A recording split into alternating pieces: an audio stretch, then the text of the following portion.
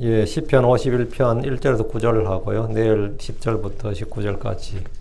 시편 51편은 다윗의 회개의 시로 알려진 가장 유명한 시편 중에 하나입니다.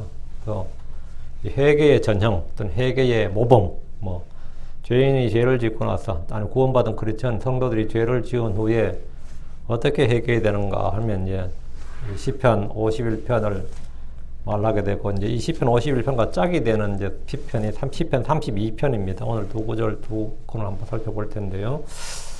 어쨌든 잠깐 기도하고 시작합시다. 위대하고 거룩하신 주 하나님 감사합니다. 주 하나님께서 은혜 주셔서 오늘 주의 말씀을 선포합니다. 하나님께서 시편의 보고를 저희 가운데 허락해 주셔서 감사합니다. 아버지 하나님, 이 시편이 기록된 그때에 그 작자들이, 그 저자들이 가졌던 그 마음, 그 영을 저희에게 동일하게 허락하여 주시고, 하나님의 말씀을 참 있는 그대로 저희가 받을도록 저희 귀를 열어주시고, 저희 눈을 열어주시고, 저희 마음을 열어주시고, 또 성경 기록들을 펼쳐서 열어 보여주시옵소서. 사랑하는 아버지 하나님, 그래서 하나님의 말씀이 저희 마음의 밭에 뿌려지고, 이것이 뿌리를 내려서 이 모든 씨앗이 뿌리를 내려서 참 자라고 열매를 맺게 하시되 30배, 60배, 100배 열매를 맺게 해 주시옵소서. 전능하신 주 하나님께서 참 사람 속에 사람 영을 짓는 이시고, 또 저희 마음을 정결하게 하시고, 또 저희 마음을 다루실 수 있는 분이십니다. 하나님 아버지, 은혜를 베풀어 주셔서 이 시간 말씀을 듣는 모든 분들에게 좀 은혜가 넘치게 해주시고, 복이 넘치게 해주시고, 또 깨닫는 마음이 넘치게 해주시길 간구합니다. 그래서 저희가 참 죄를 짓는 일을 반복하지 않냐고 참된 회개, 또 구원에 이른 회개, 생명에 이른 회개를 다 할 수 있도록 하시고, 아버지 하나님 또 구원의 기쁨을 회복시켜 주시고, 또 바른 마음, 또 바른 영을 허락하여 주시길 간구합니다. 하나님 아버지 하나님, 말씀을 전하는 자나 듣는 자가 모두 주 앞에 있사오니 주께서 말씀하여 주시옵소서. 저희가 듣게 하시고, 아버지 하나님 저희가 마음속에 이 말씀을 간직하게 해주십시오. 말씀을 쌓아두게 해주십시오. 아버지 하나님, 참 교회에 참 출석하지 못한 채 온라인으로, 또 아버지 이렇게 인터넷으로 말씀 듣는 분들이 있습니다. 그들을 불쌍히 해주시고, 하나님 아버지께서 은혜를 베풀어 주십시오. 감사드리며 주의 성기도합니다. 아멘. 예. 오늘 시편 51편입니다. 예. 참된 회개, 생명에 이르는 회개, 또는 하나님의 뜻대로 하는 회개, 또 죄의 사면을 이루는 회개가 무엇인지를 가장 잘 보여주는 아주 보석 같은 시편이 이 시편 51편입니다. 이 시편은 다윗의 인생에서 가장 감추고 싶고 지워버리고 싶은 흑역사, 다윗의 인생 흑역사 중에 하나인 밧세바의 간음, 그리고 우리아의 살인 사건을 다루고 있습니다. 이제 그 위에 표제가 있죠. 악장에게 다윗의 시, 그가 밧세바에게 들어간 뒤에 대언자 나단이 그에게 왔을 때 지은 시, 이런 표제 그대로 이 시편은 다윗이 밧세바에게 들어간 뒤에 대언자 나단의 책망을 듣고 회개하며 지은 시입니다. 이 시와 짝을 이룬 시가 이제 시편 32편인데, 시편 32편 앞으로 잠깐 넘기셔서 1절, 2절. 그의 범법을 용서받고 그의 죄가 가려진 사람은 복이 있도다. 주께서 불법을 인정하지 아니하고 그의 영안에 간사함이 없는 그 사람은 복이 있도다. 복이 있도다. 그의 범법을 용서받고 그의 죄가 가려진 사람은 복이 있도다. 1차적으로는 다윗 자신이죠. 그의 범법을 용서받고 그의 죄가 가려진 사람이었다. 주께서 불법을 인정하지 아니하고 그의 영안에 간사함이 없는 그 사람, 다윗 자신을 말하고요. 복이 있도다. 이제 넓게 적용하면 오늘 크리스천들이 다 여기 해당되는데, 여방 범법이 나오고 죄가 나오고 불법이 나오죠. 이 세 가지 용어가 나오는데, 시편 51편도 이 세 가지 단어가 나와요. 내 범법들을 지어주소서, 내 죄에서 나를 정결하게 하소서, 내 모든 불법을 지워주소서. 범법, 죄, 불법 기억해 두시고요. 예. 이 구절들은 이제 시편 32편의 이 구절들은 다윗이 로마서 4장, 그 사도 바울이 로마서에서 그대로 인용하면서 그 율법의 행위가 없이 죄의 사면을 받는 복음의 은혜. 근데 이제 율법 이전 시대는 이제 할례 받기 전에 하면서 이제 아브라함을 예로 들었고, 율법 아래에 있던 사람 할 때는 다윗을 예로 들었습니다. 그 샘플이 되는 사람이죠. 그 율법의 행위 없이 죄의 사면을 받는 그 복음의 은혜가 무엇인가? 복음의 은혜가 무엇인가? 이렇게 죄 사함의 은혜를 이제 가르칠 때 예표가 되는 사람, 이 바로 다윗입니다. 다윗은 율법 아래 살았던 사람임에도 불구하고, 율법을 받은 율법 아래 살았던 사람임에도 불구하고 율법의 행위가 아니라 값없는 은혜로, 하나님의 확실한 긍휼로 죄의 사면을 받았습니다. 왜 그렇습니까? 하나님께서 다윗에게 확실한 긍휼을 베푸셨기 때문입니다. 이사야 55장 3절에 너희는 귀를 기울이고 내게로 나와 들으라. 그리하면 너희 혼이 살리라. 내가 너희와 영존한 언약을 맺으니 곧 다윗에게 베푼 확실한 긍휼이니라. 하나님께서 내가 너희와 언약을 맺는다. 이게 바로 새 언약입니다. 너희에게 새 언약을 맺는데 이게 뭐냐면 다윗에게 베푸는 확실한 긍휼이니라. 하나님은 범죄한 유다에게 다윗에게 베푸는 확실한 긍휼을 베풀겠다고 하셨습니다. 이 말은 율법의 저주와 정죄, 심판 아래 있는 백성들이 율법에 따라 심판을 받지 않고 아무런 행위나 공로 없이 은혜로 값없이 주어지는 용서와 사면을 받는다는 말입니다. 하나님께서는 그런 언약을 맺겠다는 거예요.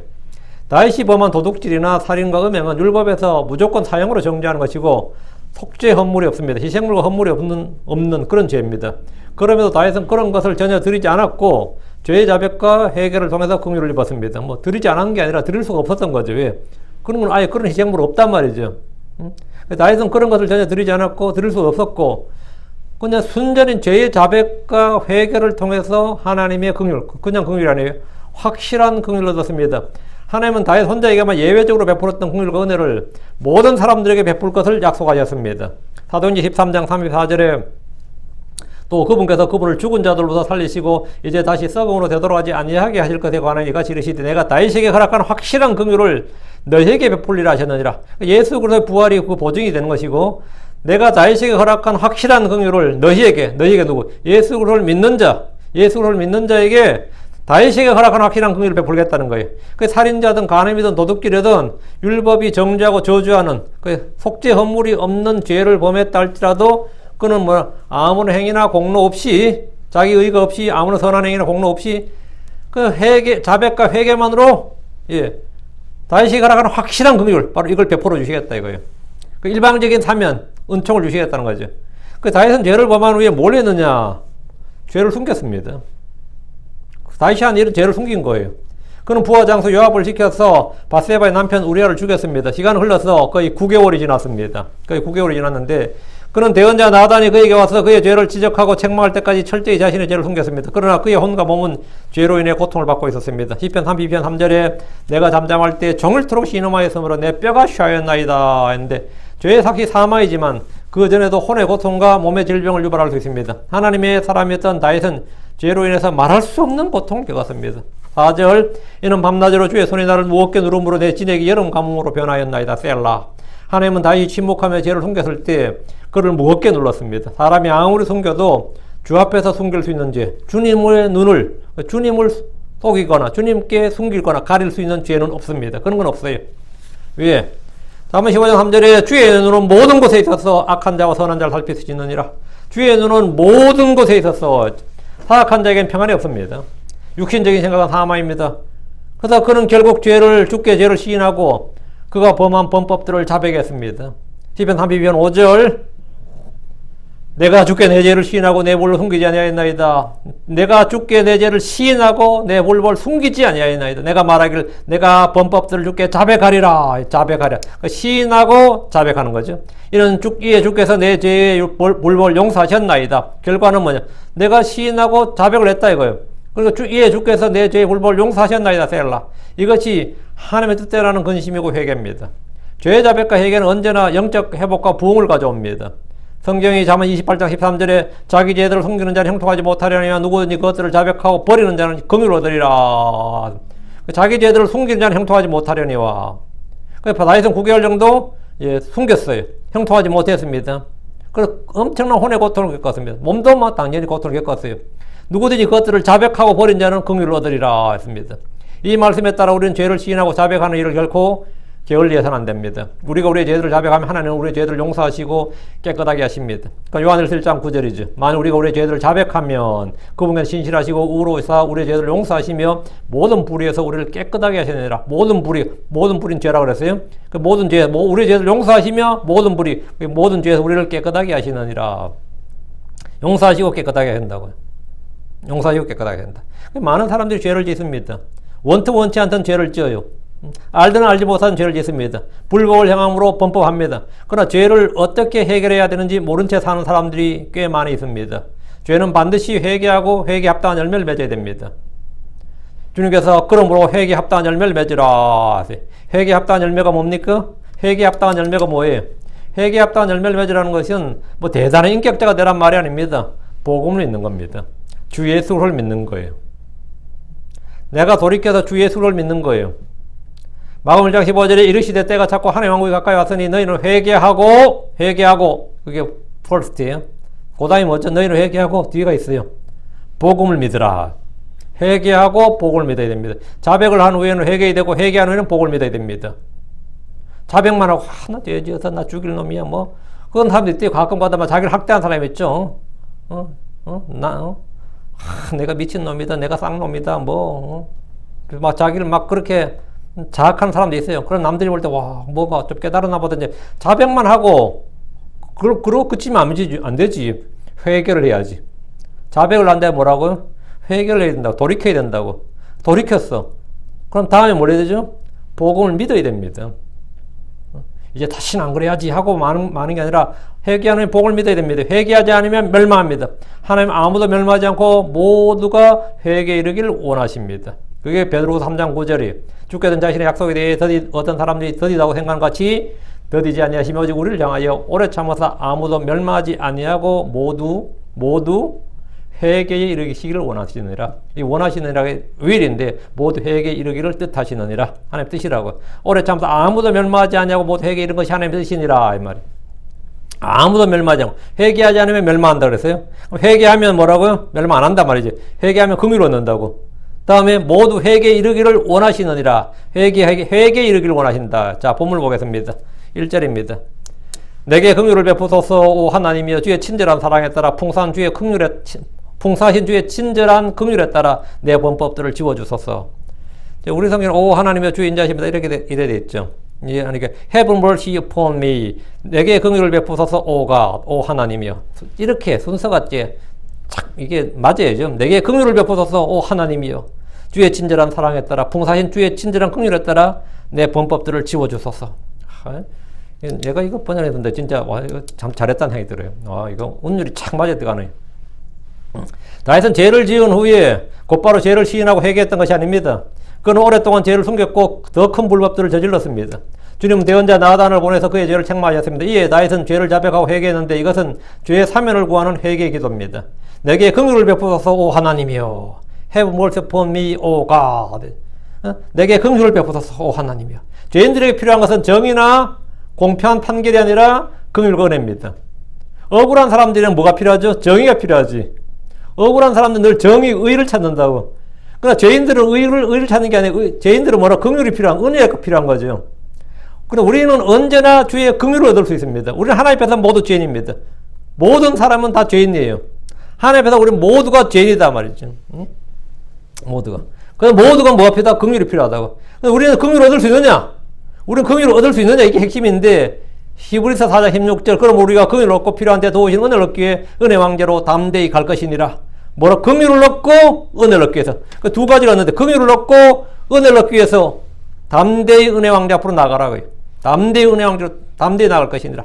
성도는 언제나 은혜 왕제 앞으로 나가서 구하면 하나님의 긍휼을 얻고 하나님의 은혜를 얻을 수 있습니다.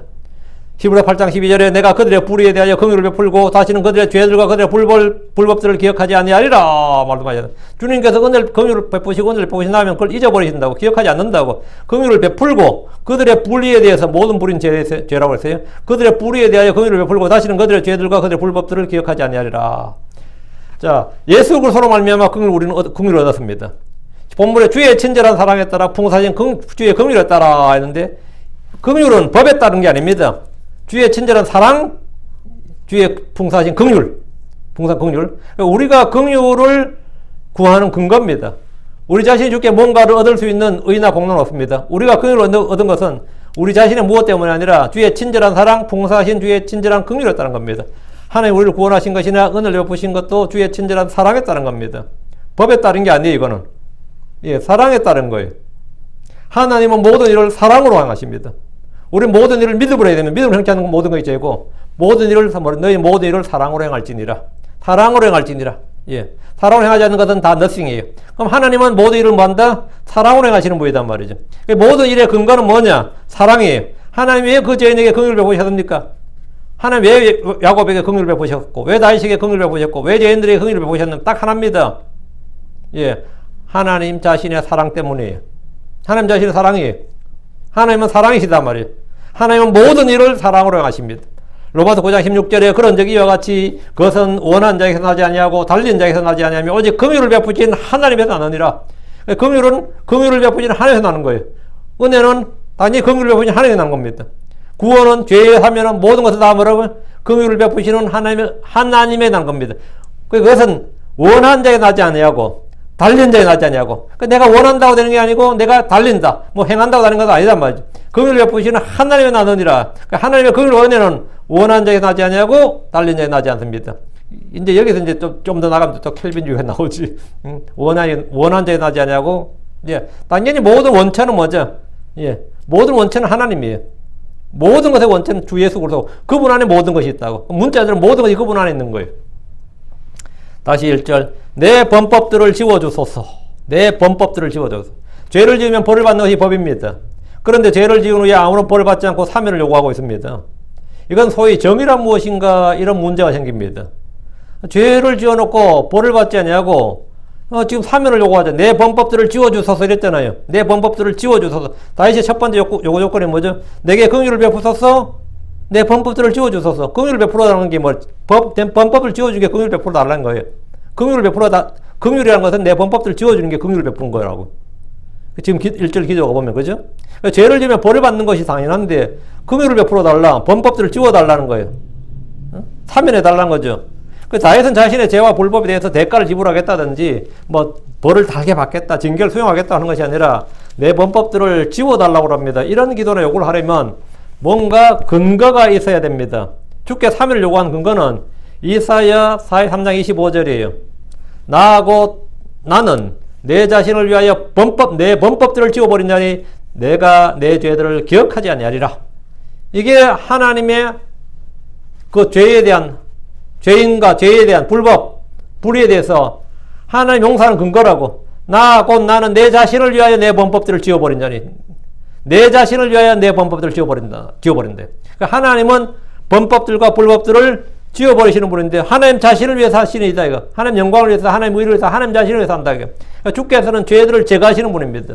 요한복음 1장 19절에 다음날 요한이 예수님께서 자기에게 오시는 것을 보고 이르되 세상 죄를 제거하시는 하나님의 어린 양을 보라.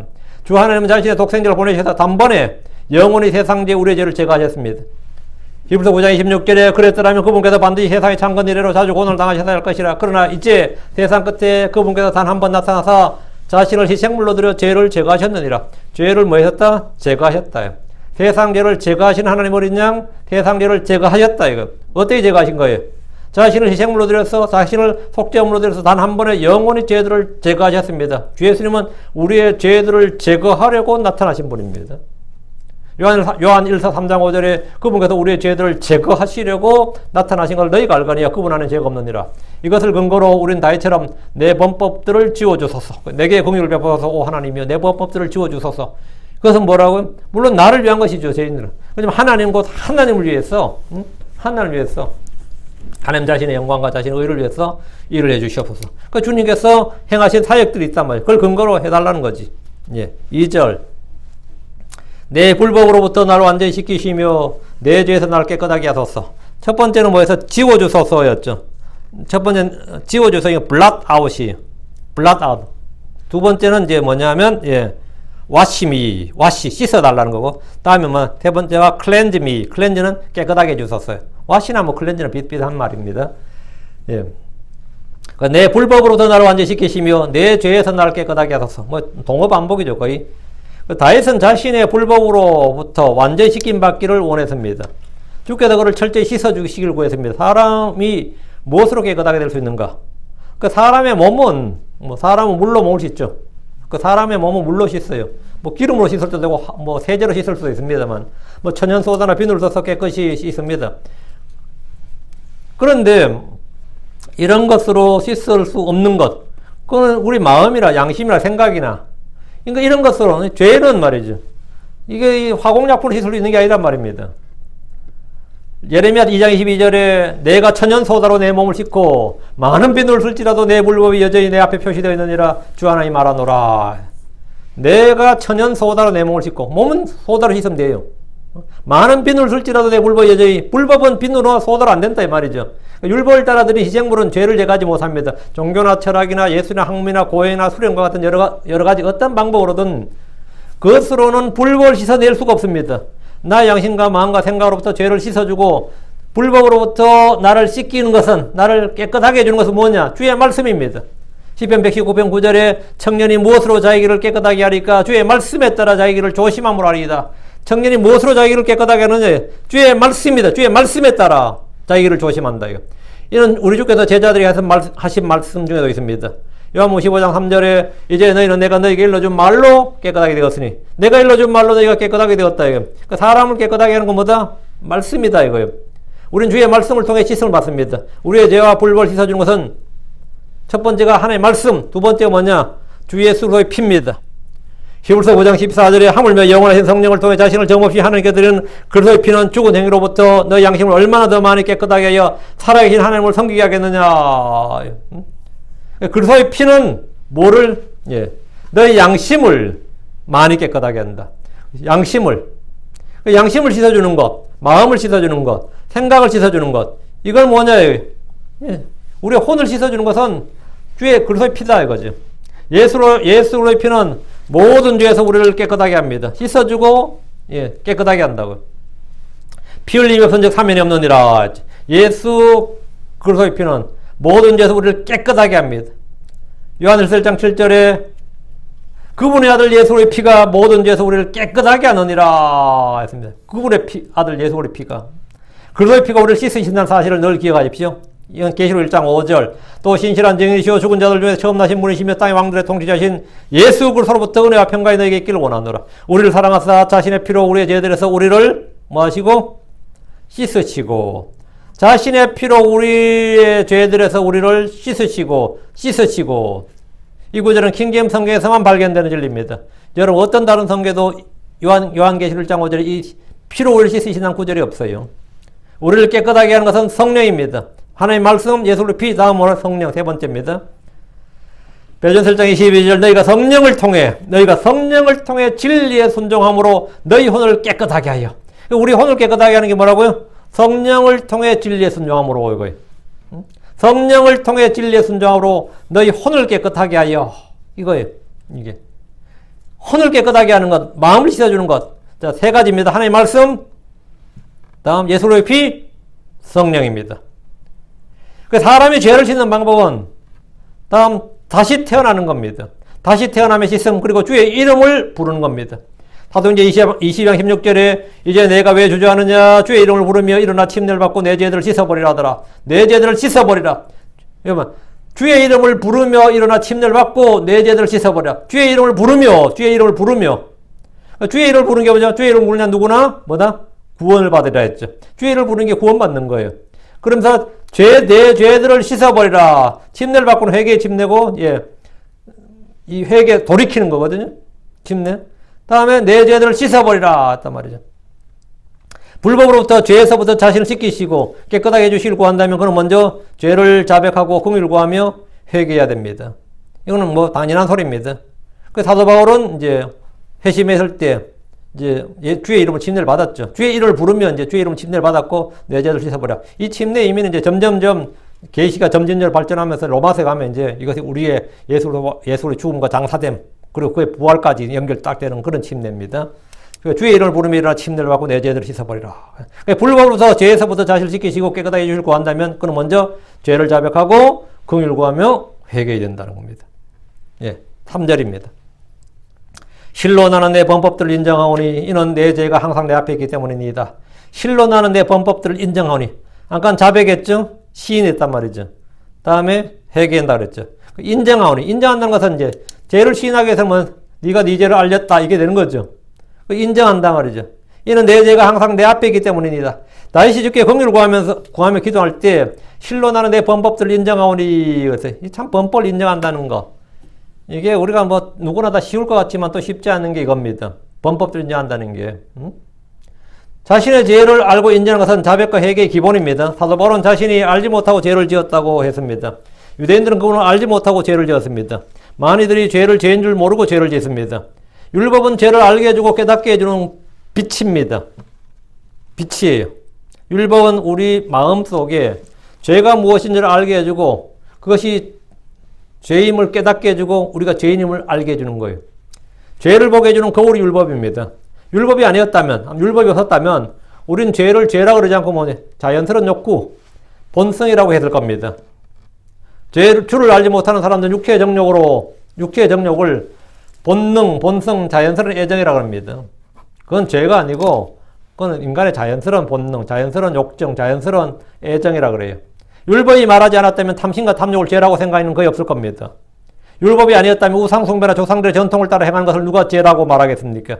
죄라고 말한 사람은 왜 이상한 사람이지? 응? 주의 법을 통해 죄를 알게 되면 내가 죄인이라는 사실도 알게 됩니다. 나는 비천한 사람이요 아무것도 아닌 자란 것도 알게 됩니다. 나는 더럽고 사악한 죄인이라는 것도 알게 됩니다. 나는 만물의 찍기 같은 자, 전염병 같은 자, 오염물질 같은 자, 뭐 이런 사람이라는 것도 알게 됩니다. 이때 우리는 자신의 범법들을 인정하게 됩니다. 이는 내 죄가 항상 내 앞에 있기 때문입니다. 주께서 치워주시기 전까지, 주께서 깨끗하게 하고 제거해 주시기 전까지, 그러죠? 그게 주님께서 테이크 어웨이 하기 전까지 말이죠. 클리어 어웨이 하기 전까지 내 죄가 항상 내 앞에 있다고요.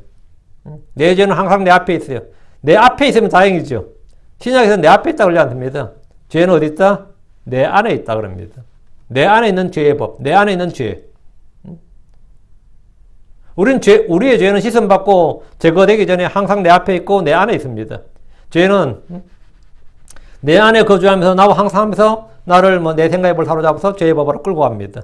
그래서 많은 사람들이 아무리 소원을 하고 빌고 결단을 해도 자꾸 죄를 반복하게 되는 겁니다. 그것은 의지의 문제가 아닙니다. 내 의지가 아무리 강해도 그 사람은 죄를 짓습니다. 죄의 법이 작동하기 때문입니다. 죄의 법이라는 것은 자연의 법칙과 똑같은 법칙입니다. 그거는 만유인력의 법칙할 때 법칙, 질량 보존의 법칙할 때 법 하도 있죠. 그것이 내추럴 로우와 같은 법이에요. 사망의 법인 말 그대로 그 로우는 법입니다. 이거는 거스를 수 있는 게 없어요. 그 죄는 내 안에 거하는 죄. 그 죄의 법을 이기려고 하면 이길 수 있겠죠, 어느 정도는. 그럼 언젠가는 뭡니까? 예. 어떤 목사님은 그 책에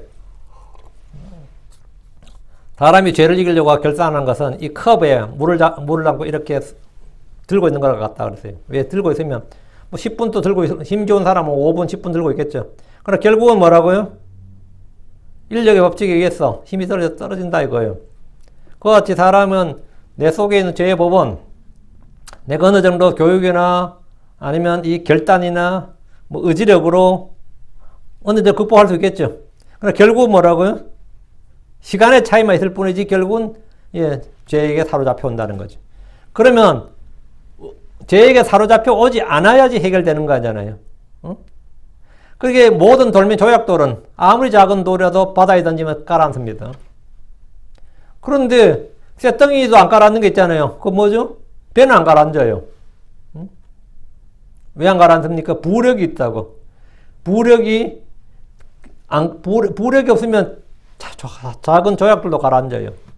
그 큰 비행기가 하늘을 날잖아요. 그 뭐였죠? 다 부력 때문이에요. 그게 뭐냐면 그리스도 예수님 안에 있는 생명의 성례의 법입니다. 그리스도 안에 있는 생명의 성례의 법이 나를 죄와 사망의 법에서 해방해야 난 비로소 뭡니까? 죄에서 자유를 누리는 겁니다. 자, 하고 4절입니다. 그러니까 내가 결단하고 의지력으로 이를 악문다고 죄의 법에서 해방되는 게 아니에요. 죄의 법을 이길 수 있는 게 아닙니다. 극복할 수 있는 게 아닙니다. 주님의 긍휼과 은혜를 구하고 주의 법이 그게 죄의 법을 이겨야 됩니다. 하나의 법, 죄의 법, 생명의 법, 자유의 법, 성례의 법, 의의 법이 내 안에서 역사하는 죄의 법, 사망의 법을 이기면 너무나 간단하게 자연스럽게 죄를 이기게 되는 겁니다. 그 자아를 포기하고 주님을 의지하는 것, 주를 부르는 거죠. 4절 오직 주를 대적하여 내가 죄를 지어 싸우며 또 주의 눈앞에서 이 악을 행하였나이다. 이로써 주께서 말씀하실 때에 주는 의롭게 되시고 주께서 판단하실 때 깨끗하시리이다. 예. 다윗의 이 기도는 여러 사람들이 머리를 좀 갸우뚱하게 하는 말씀이죠. 왜? 내가 오직 죽게만 죄를 지어 싸우며 이러면 어떻게 돼요? 이 말은 우리말 사용자들에게는 첫째, 하나님께 죄를 지었을지언정 사람의 죄를 짓지 않았다. 내가 오직 주를 대적하여 내가 죄를 지었다면 주의 눈앞에도 예약을 행하였나이다. 오직 주를 대적하여 내가 죄를 지었다. 이러면 어때요? 이거 느낌이 들 때, 내가 하나님께 죄를 지었어도 사람의 죄를 지은 거 아니다. 이런 느낌이 들잖아요. 다음에, 하나님에는 그 누구라도 나를 죄인이라고 정죄할 수 없다. 하나님 앞에서 내가 죄인이지만 사람들 앞에는 추워도 부끄러울 거니라 부끄러우면 거리낌이 없다. 하나님 앞에서만 회개하면 그만이다.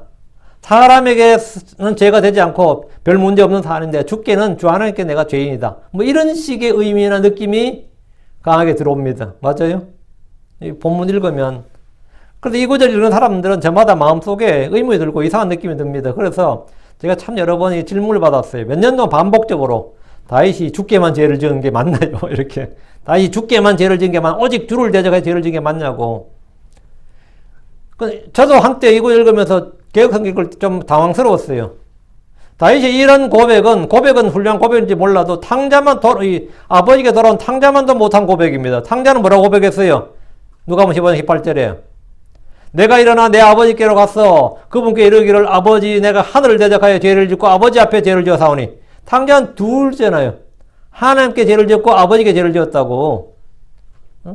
누가복음 15장 21절에 아들이 그에게 이르되 아버지 내가 하늘을 대적하여 죄를 짓고 아버지의 눈앞에도 죄를 지어 사오니 더 이상 아버지 아들이라 불릴 자격이 없나이다. 그냥 하나님께 죄를 짓고 아버지께 죄를 지었단 말이에요. 그 탕자는 하늘을 대적하여 죄를 지었고 아버지를 대적하여 죄를 지었단 말합니다. 탕자는 자신이 누구에게 죄를 지었는지 알고 있었습니다. 다윗은 최소한 신실한 부하 장수였던 우리아에 대해서 자신으로 태어나자마자 죽은 아이에 대해서 아내로 취한 바세바에 대해서 죄를 지었다는 사실을 분명히 고백해야 되고 또 멀쩡한 부하 요압까지 자신의 죄에 동참시킨 그 죄도 참 어쨌든 요압도 살인자 만들었잖아요. 자신이 교사를 했단 말이지. 그 살인의 도구로 그 살인을 수행한 사람은 요압이었단 말이지. 이건 다 죄죠. 내가 오직 주께만 죄를 짓고 이러면 적반하장이지 솔직히. 다윗의 죄는 반인륜적 반사회적인 범죄고 불법이었습니다. 누가 생각해도 쉴드를 쳐줄 수가 없어요 솔직히. 자 그럼 다윗이 고백한 이 시편의 이 구절을 어떻게 해야 되느냐 4절을 우리말 개혁성경이나 한키는 금전역 번역대로 하면 다윗은 해결하지만 매우 모렵치한 인간이 됩니다. 물론 전혀 그런 의미는 아니에요. 다윗의 고백은 지극히 성경적이고 영적이며 우리가 죄를 시인할 때 모델이 되는 회개의 시편입니다. 우리는 무슨 죄를 짓든 다윗처럼 그 죄는 주를 거슬러 오직 주를 대적하여 지은 죄란 사실을 시인하고 고백해야 됩니다. 간음이든 살인이든 거짓말이든 사기든 불평이든 시기심이든 그 무엇이나 우리가 악을 행할 때 그것은 주의 법, 주의 뜻을 거슬러 행한 범죄고 불법입니다. 내가 어떤 사람이 죄를 지었다면 그 사람이 죄를 짓기 전에 주의 법을 거슬러 주께 죄를 지은 겁니다. 만약 사람이 한 분 주께만 죄를 짓지 않는다면 그 누구에게도 죄를 범하지 않는 사람입니다. 주께 죄를 짓지 않는 사람은 어떤 죄나 어떤 불법이나 불의도 없는 사람이에요. 그 누구라도 주님에게만 깨끗하다면, 주님 앞에도 양심이 깨끗하다면 그는 깨끗한 사람입니다. 주의 눈앞에 선하고 의로우면 그 사람 선한 사람이에요. 의로우고 선한 사람이에요. 반대로 주의 눈에 더럽다면 그는 더러운 사람입니다. 주님이 모든 것의 기준입니다. 주님이 모든 것의 기준이에요.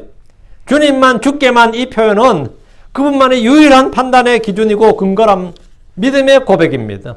내가 오직 주를 대적하여 주께만 죄를 지었다. 이 말은 뭐죠? 예. 이건 모든 죄를 지었다. 이 말이에요. 예. 주를 대적하여 지은 건 모든 죄를 지은 거야.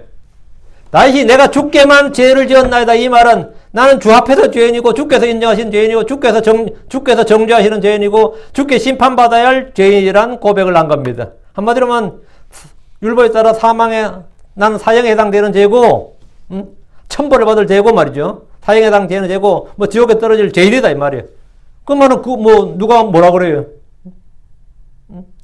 내가 재판정에서 내가 천벌을 받을 자입니다 이러면 나는 사형에 해당되는 죄고 지옥 형벌을 받을 자입니다 이러면 최고의 판결이 떨어진 거라고.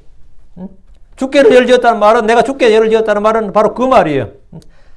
내가 주님 오직 한 분 주님께 죄를 지었다는 말은 사실은 내가 완전한 죄인이란 고백이라면 이건 난 다른 사람의 죄를 안 지었다는 뜻이 아니라 나는 완전한 죄인이란 고백이에요.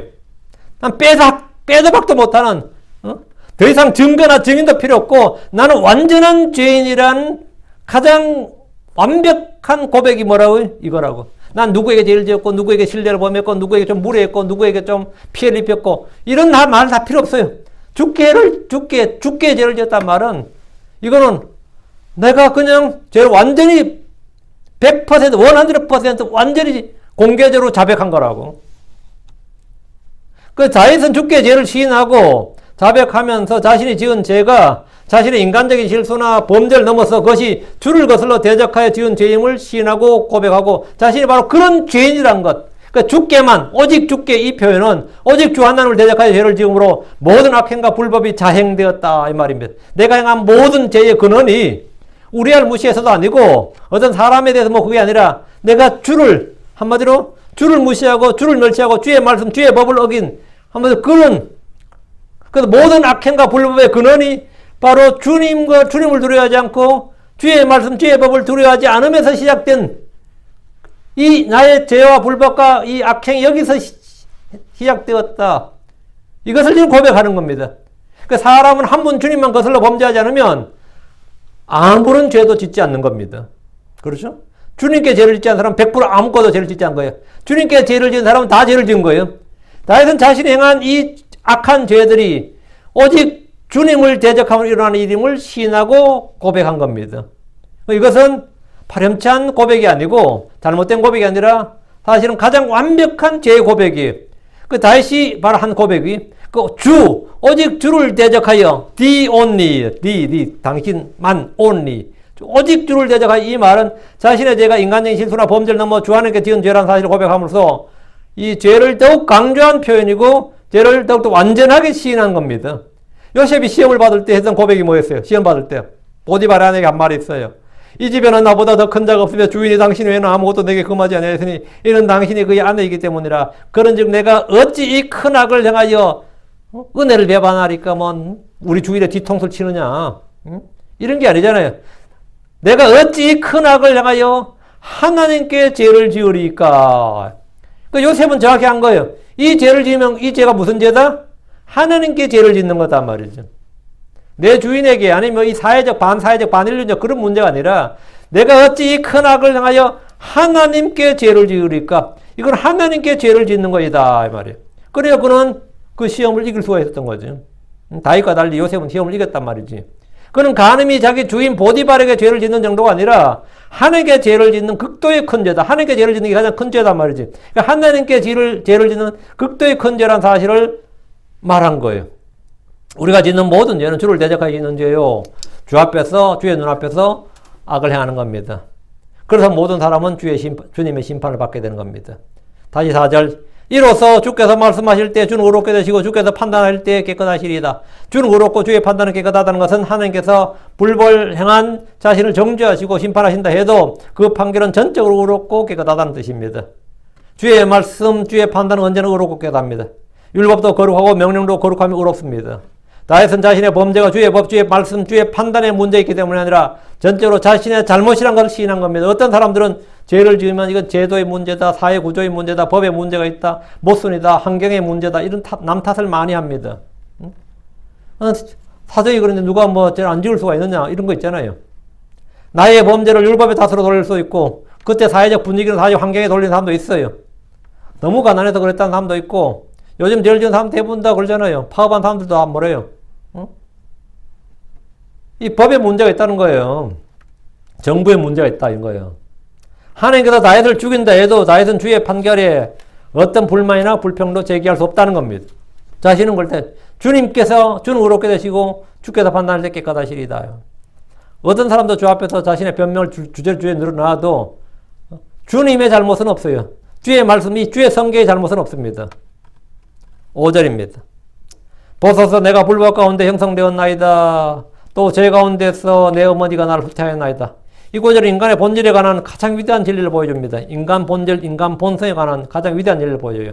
성선설도 있고 성선악설도 있고 성악설도 있고 뭐 백지설, 뭐 인간은 아무것도 없는 백지다. 그에 뭘 그리느냐에 달려있다. 뭐 이런 거 환경결정론 이런 것도 있는데 인간 본성에 대한 결의는 굉장히 다양합니다. 근데 성경은 보소서 내가 불법 가운데 형성되었나이다. 이 말은 영아 사망이나 유아 사망의 원인을 보여줍니다. 사망은 죄의 삭시고 결과입니다. 아무리 선악을 행하기 전에 아이들이라도 그들의 죽음은 죄 때문입니다. 사람은 태어날 때부터 즉 수태 중에서부터 이미 불법 가운데서 형성되었습니다. 또 죄 가운데서 내 어머니가 날 후퇴하였나이다. 죄는 인격의 문제, 환경의 문제, 제도의 문제, 법의 문제, 그런 게 아니고 태생의 문제란 겁니다. 본성의 문제란 거예요. 그래서 모든 사람은 반드시 다시 태어나야 됩니다. 왜? 태생의 문제니까. 태생의 문제가 있기 때문에 우리는 다시 태어나야 되는 거예요. 사람의 본성과 본질은 악합니다. 이것은 변할 수 없습니다. 예레미야 13장 23절에 에티오피아 사람이 자기 피부를 표본이 자기 반정을 변하게 할 수 있겠느냐? 그리할 수 있을진데 악을 행하는 데 익숙한 너희도 선을 행할 수 있으리라. 그 에티오피아 사람이 자기 피부를 표본이 자기 반정을 변하게 할 수 있느냐? 없죠? 없습니다. 요즘 뭐 한다면 뭐 염색하면 될까? 그리 할 수 있을지인데 변하게 한 건 아니죠. 숨길 수는 있겠지만 감추기는 하겠지만 악을 행하는 데 익숙한 너희도 선을 행할 수 있으리라. 그러니까 종교나 학문이나 교육과 법과 제도를 통해 사람을 바꿔버린 노력은 언제나 실패했습니다. 인류가 아무리 진보했다고 진화했다고 외쳐도 사람의 본질은 조금도 개선되거나 향상되거나 변화되지 않았습니다. 사람은 불법 가운데 형성되었고 죄 가운데 삭제되었다는 사실은 4,000년 전이나 6,000년 전이나 지금이나 똑같습니다. 이 말씀은 오늘 사람들에게 받아들이기 껄끄러운 진리일지 몰라도 정확한 팩트, 정확한 사실입니다. 욥기에서 몇 구절 보면 욥기 14장 4절에 누가 정결한 것을 부정한 것 가운데서 가져올 수 있나이까? 아무도 없나이다. 누가 정결한 것을 부정한 것 가운데 가져올 수 있나이까? 아무도 없나이다. 하나님 한 분에는 없어요. 사람은 아무도 선하거나 의롭게 될 수 없습니다. 욥기 15장 14절에 사람이 무엇이기에 깨끗하겠느냐? 여자에게서 태어난 자가 무엇이기에 의롭겠느냐? 사람은 깨끗할 수 없고 의롭게 될 수 없다는 말입니다. 욥기 25장 4절 그런즉 사람이 어찌 하나님과 견주 의롭다 할 수 있겠느냐? 또는 여자에게서 태어난 자가 어찌 깨끗할 수 있겠느냐? 이게 성경이 말하는 인간의 본질이에요.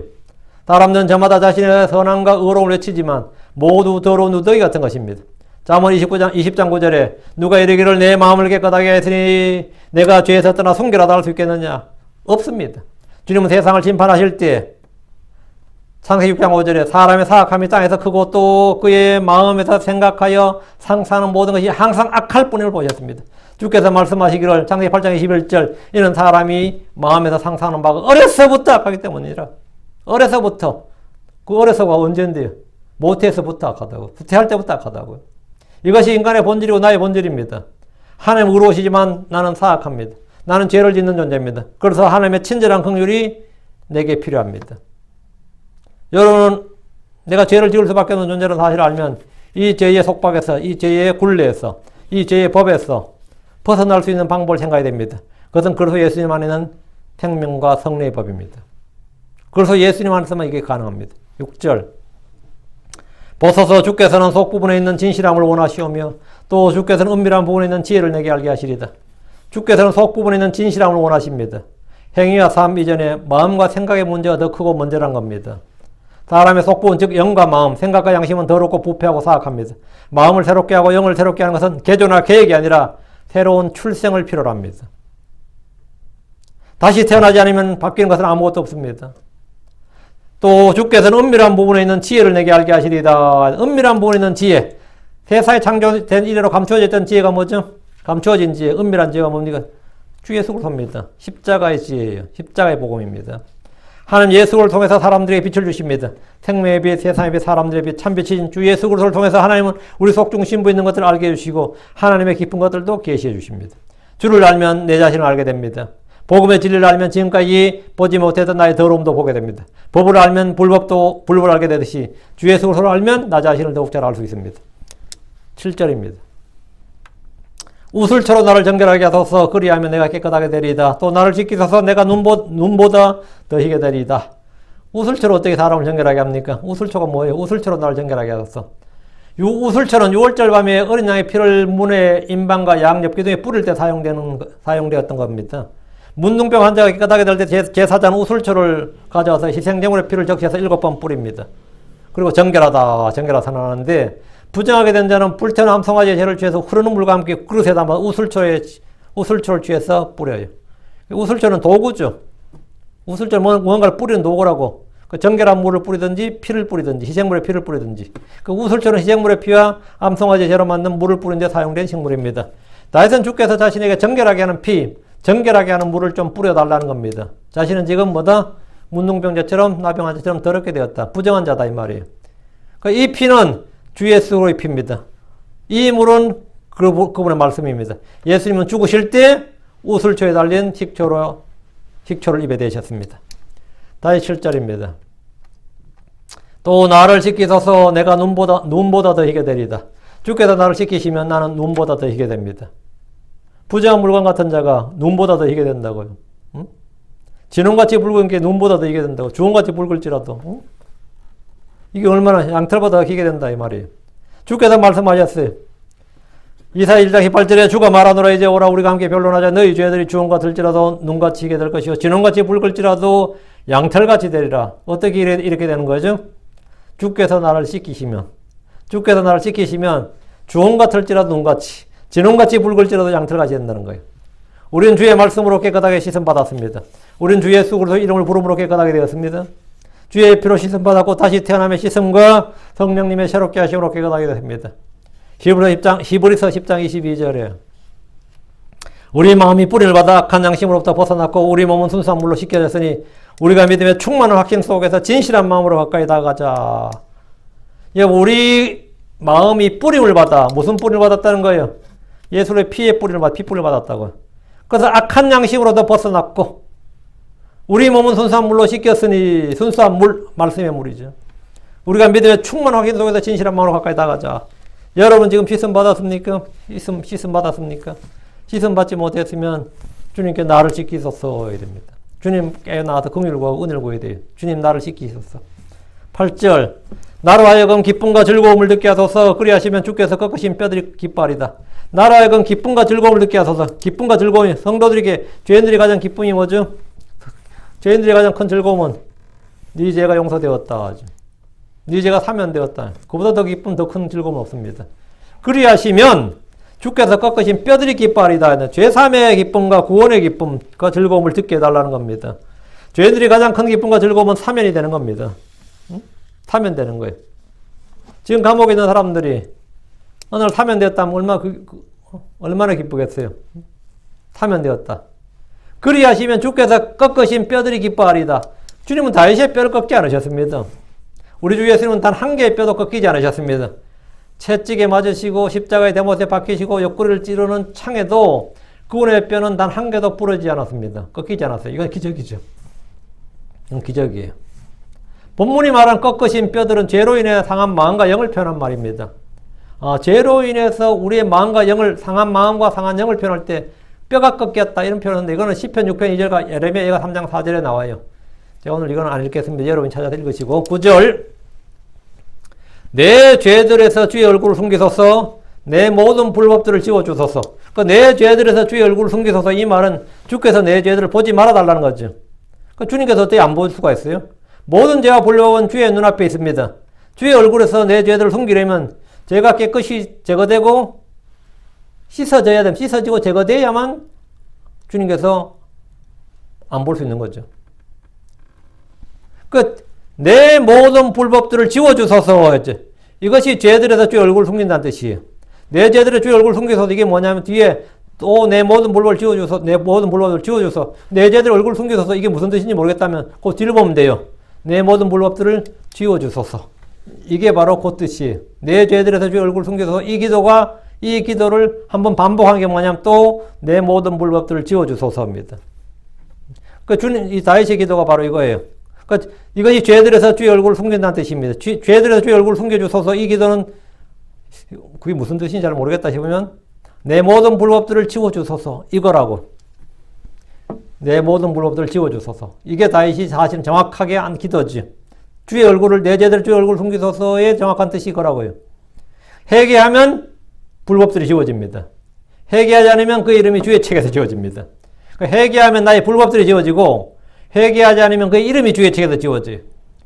출애굽기 32장 33절에 주께서 모세에게 이르시되 누구든지 내게 죄를 지으면 내가 그를 내 책에서 지워버리라. 신명기 29장 20절에 주께서는 그를 용서하지 않으실 뿐 아니라 주의 분노와 그분의 질투가 그 사람을 대적하여 연길 뿜으며 또 이 책에 기록된 모든 저주가 그에게 놓이리라. 주께서 그의 이름을 하늘 아래서 지워버리시고, 주께서 그의 이름을 하늘에 지워버린다. 성경에 보니까 이런 말씀들이 있다고요. 지금 다윗은 1절에서 내 모든 범법들을 지워달라고 했고 9절에서 내 모든 불법들을 지워달라고 했습니다. 내 범법과 불법들이 지워져야 되지 내 이름이 지워지면 안 되죠. 예, 내 이름이 지워지면 안 됩니다. 주 하나님 우리의 죄와 범법과 불법들을 지워주시는 분입니다. 이사야 43장 25절에 나 곧 나는 내 자신을 위하여 내 범법들을 지워버린 자니 내가 내 죄들을 기억하지 아니하리라. 나는 내 범법들을 지워버린 자다. 이거. 우리 주 예수께서는 세상 죄를 제거하려고 오셨고 우리의 죄를 제거하려고 오셨고 우리를 깨끗하게 하려고 오셨습니다.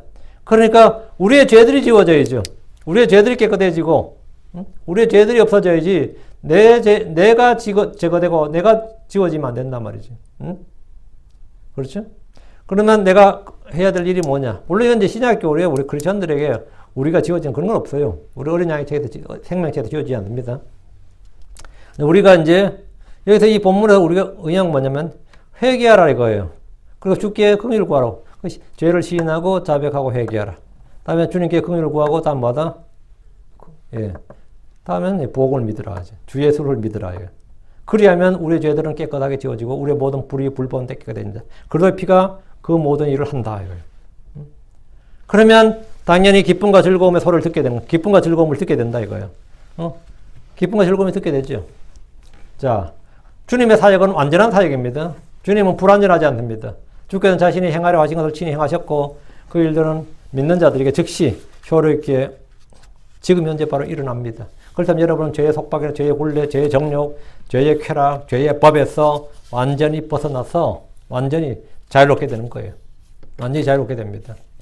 그래서 이제는 죄에 대해서 죽은 자가 되고 죽은 자는 죄로부터 자유롭다 그랬죠. 그래서 죄의 법을 이기는 자, 오히려 죄와 싸워서 이기는 자가 되는 거, 죄와 싸워서 이기는 자가 되는 겁니다. 이젠 죄를 다스린 자가 된단 말이죠. 여러분이 자신의 의지나 자신의 힘으로 자신의 노력으로 아무리 결심을 해도 안 됩니다. 그것은 있을 수 없는 일이에요. 많은 사람들이 자신이 새로운 삶을 살아보겠다고 결단을 합니다. 그러나 한결같은 고백은 잘 안 된다는 겁니다. 그래서 하는 말이 사람들 사이에 유명한 속담 있잖아요. 사람은 변하지 않는다. 사람은 고쳐 쓰는 게 아니다. 그런 말이 있어요. 그럼 사람은 변하지 않는다. 맞습니다. 단 하나입니다. 사람은 변하지 않는다. 사람은 변하지 않는다. 사람은 변화되어야 됩니다. 변화의 능력, 변화의 주체자 누구다? 우리를 변화시키시는 분은 주 예수 그리스도입니다. 주 예수 그리스도. 주 예수 그리스도. 내가 다시 태어나고 내가 변화를 마음을 새롭게 함으로 변화를 받아야 됩니다. 변화를 받아야 돼요. 이 사실. 근데 이 모든 일들이 우리의 공로나 우리의 힘이나 우리의 노력이나 우리의 학문이나 우리의 의지나 우리의 무엇으로 되는 것이 아니라 우리의 종교성이나 열심으로 되는 것이 아니라 주의 긍휼, 주의 은혜로 된다는 것. 이 하나가 가장 중요해요. 우리는 언제나 담대하게 은혜 왕지로 나아갈 수 있습니다. 긍휼을 얻기 위해서 필요한 때 돕는 은혜를 얻기 위해서 바로 지금 이 일을 할 수 있습니다. 그리고 바로 지금 여러분은 진정한 자유와 기쁨을 누릴 수 있습니다. 자, 오늘 바로 이 시간에 여러분 죄에서부터 자유를 누릴 수 있다 이 말이에요. 지금까지 내가 어떤 삶을 살아왔던지 아무도 여러분의 과거를 묻지 않습니다. 여러분의 과거가 현재의 나를 붙들지 못하도록 그리고 여러분의 미래를 붙들지 못하도록 지금 이 문제를 해결해야 됩니다. 이 문제를 해결할 수 있는 분 딱 한 번 십자가에 못 박힌 주 예수 그리스도 그 십자가 앞으로 나아가면 됩니다. 잠깐 기도합시다. 위대하시고 거룩하신 주 하나님 감사합니다. 이 시간 우리에게 은혜를 베푸시고 긍휼을 베푸신 주 하나님을 찬양합니다. 우리 주 예수 그리스도 그분께서 우리를 위해서 행하신 일들을 이 시간 동안 찬양하고 감사를 드립니다. 주께서 우리의 죄들을 제거하려고 나타나신 걸 우리가 압니다. 아버지는 세상 죄를 제거하신 하나님 어린 양 되신 그분께서 친히 몸으로 고난을 받으시고 피를 흘리시고 또 십자에 못 박혀서 죽으시고 셋째 날에 부활하셨습니다.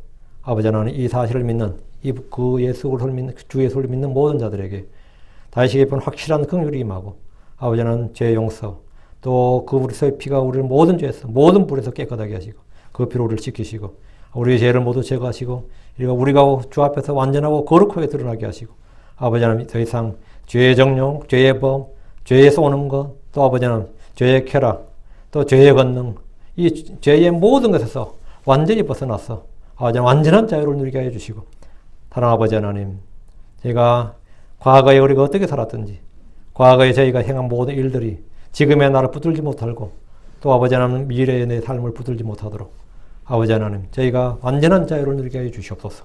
아버지 하나님, 모든 성도들이 새 힘을 얻게 하여 주시옵소서. 죄의 권능이 큰 줄 압니다. 그러나 우리에겐 더 큰 성령의 권능이 있습니다. 복음의 권능이 있습니다. 말씀의 권능이 있습니다. 저에게는 하나님께서 허락하신 하나님의 권능이 있습니다. 아버지 하나님, 저에게 주어진 이 복음이 말로만 주어진 것이 아니라 권능으로 주어졌다는 사실을 저희가 실증할 수 있도록 해주시고 체험할 수 있게 하여 주시옵소서. 이 말씀을 듣는 모든 분들에게 은혜와 복을 주시길 원합니다. 감사드리며 주의 성교도 합니다. 아멘.